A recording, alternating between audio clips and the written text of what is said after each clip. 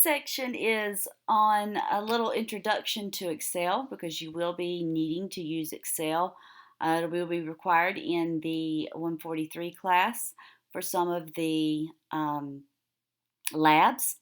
And I'll be providing more videos over in the 143 class too. This is just a little tiny introduction.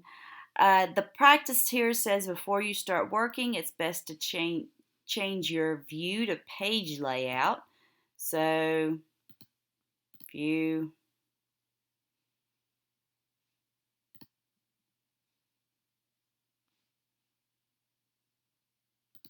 well, it says select view and then click page layout. Let's see. There it is.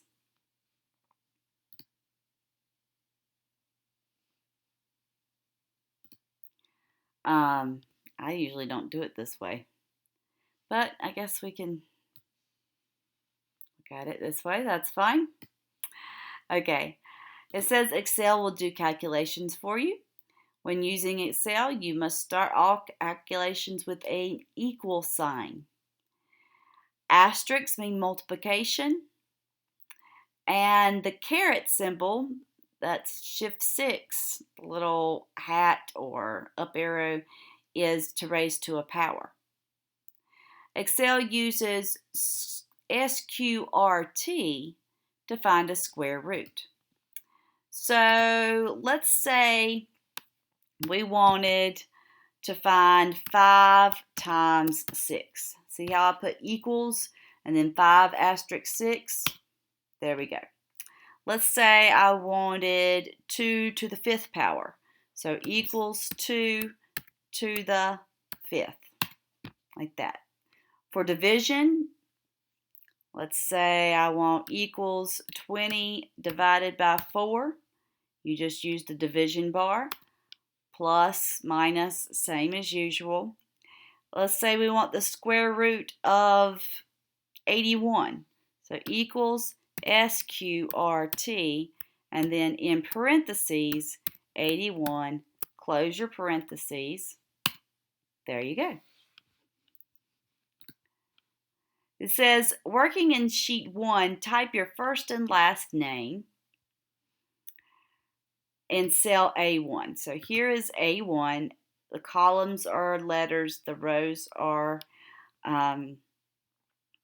numbers. So I would type my name here.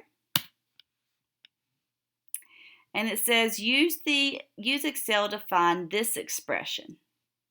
So I'm going to get rid of these. So we have negative 4 times 15 plus 3 to the third minus 125.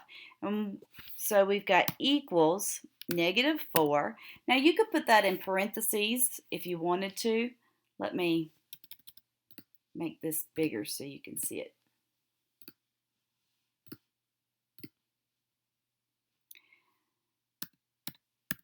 There we go. So you could put the 15 in parentheses like it says here, or you can use the asterisk times 15 plus 3 to the third power. You could put that 3 in parentheses. You don't have to by order of operations. And then minus 125. And there's our answer.